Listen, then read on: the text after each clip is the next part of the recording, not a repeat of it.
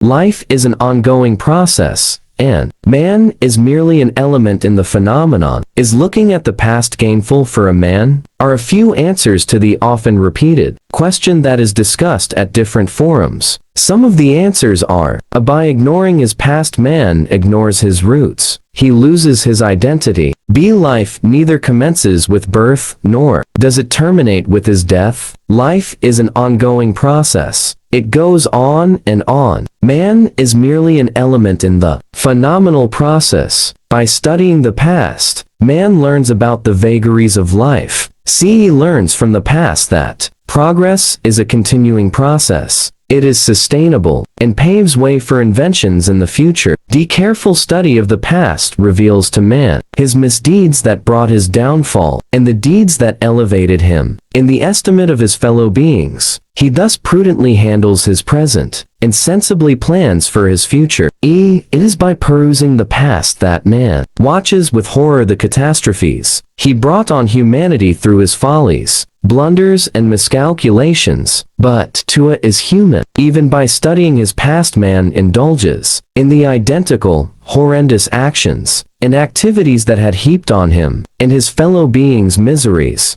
beyond human endurance. Dropping of atom bombs on Hiroshima and Nagasaki are not a millennium-old, devastating action of man. The two soul-shattering genocides are recent, horrible happenings in the history of mankind, in which countless men, women, and children, along with their beautiful cities, perished within no time. It was August 6, 1945 when first atom bomb was lobbed on Hiroshima. The perpetrators of the crime do not remember the doomsday as 6/8 as they remember 9/11, in which the devastation was negligible as compared to the massive devastation the world witnessed on 6/8. Has man learnt lessons from the past? Has he stopped developing weapons of mass destruction? Apparently, he has not. He continues with his madness, under catchy slogans: arms for peace, if you want peace, prepare for war, and war against terror are but a few slogans. Man has evolved to cover up his crimes. Man leaves no stone unturned to justify his wrongdoings. He doesn't always learn from his blunders in the past. All actions of man are neither lamentable nor commendable. Each action of his is to be weighed in historical perspective. Whether or not Pakistan ought to have been created is an unending debate. It is bound to perpetuate till sensibilities for permanent peace prevail upon India and Pakistan, and the creeps, impounders, and the crooked, who have flourished in Pakistan, are punished. Having seen Pakistan slip into the hands of the corrupt, usurpers, thieves, and the chronically greedy suffering from insatiable lust for power and wealth, you are left with no option but to think, was Pakistan created for the looters? Was Pakistan created for the avoiders of competition, first with Hindus, and then with Bengalis? Was this country carved out from the subcontinent for the below-average rulers who have rendered Pakistan lag behind India and Bangladesh in the estimate of the United Nations? One must face factual realities courageously, rather than hiding behind falsehood. It is a fact that Pakistan came into being on August 15, 1947. Independence Day was celebrated with fervor all over the country. Commemorative postal stamps were printed. Karachi Citizen Celebrations Committee brought out a Pakistan Independence Day souvenir to mark the first Independence Day. In its appeal to the people, the Citizens Committee at one place wrote, "This country's formal emergence into the realm of freedom and liberty, emancipation and independence from alien hold has been fixed for August 15th. By the way, have we really emerged into the realm of freedom and liberty, emancipation and independence from alien hold even after 60 years? August 15th being the date for the independence of both the countries, India and Pakistan. It was altered. It was moved a day ahead of India's independence. Thus, August 14, 1947 was declared the Independence Day of Pakistan. Jinnah's Pakistan became a reality as a sequel to the partition of India for the creation of Pakistan. Horrible riots broke out in which millions of Muslims, Hindus, and Sikhs were butchered and uprooted. Millions of women were outraged. A year later, countless illegitimate children were born, who by now would be on the verge of turning senior citizens in both the countries, India and Pakistan. Jinnah's Pakistan disintegrated on December 16,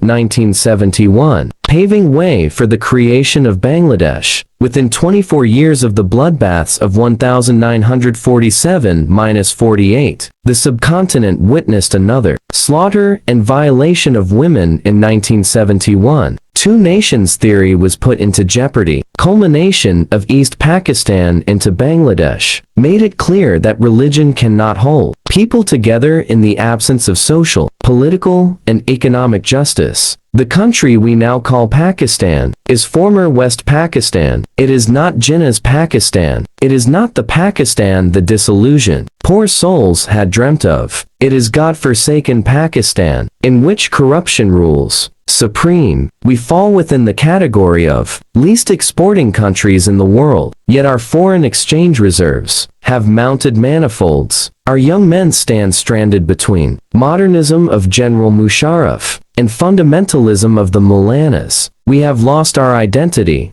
We are fast turning into a faceless nation.